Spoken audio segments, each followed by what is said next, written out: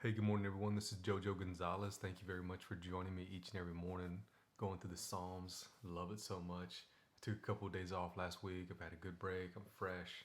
And today, we're in Psalm 81.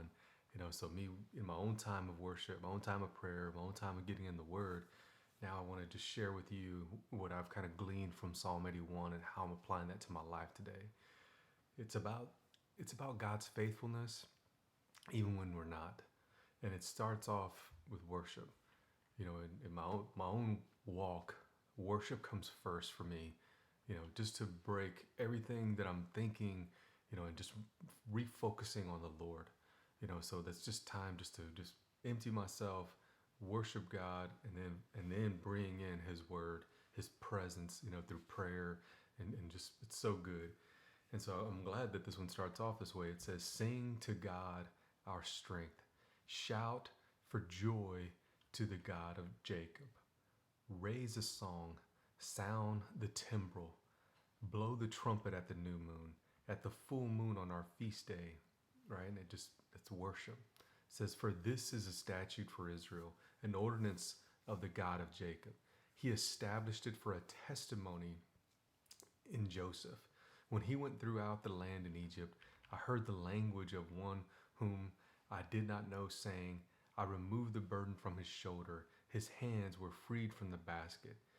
You called in the time of trouble, and I rescued you."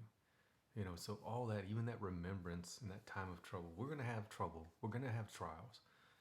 But all those things, man, God saved us. And even that remembrance, it is worship. And so I love that part.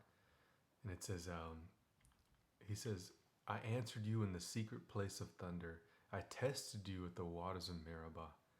Then he says, "Hear, O my people, and I will admonish you. O Israel, if you would listen to me, let there be no strange God among you." Don't bring in those idols and those things of worship, right? That those cast those things away. Let there be no strange gods.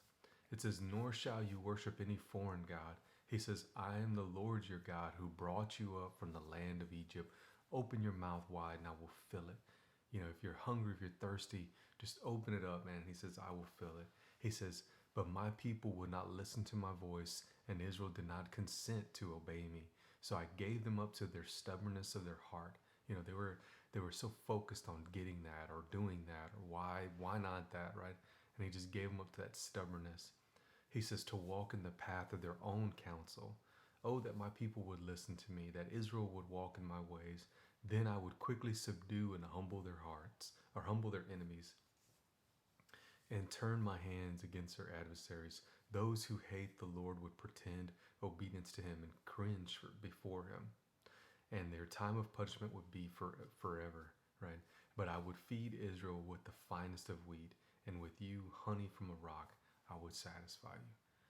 Just an amazing psalm, man. It starts off with worship and God just crying out, kind of just saying, "Hey, look, and if you would only just listen, to my words, be obedient to them, walk in my ways, and that's just where I want to be at today. Coming off of a nice break, focusing on the Lord. I just want to walk in his ways.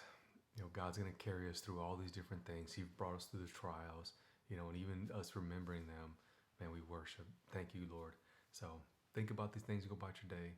God is so good to us. Think about those trials that he brought us through, and then those trials that you're about to go through. Know that God's going to be right there with you.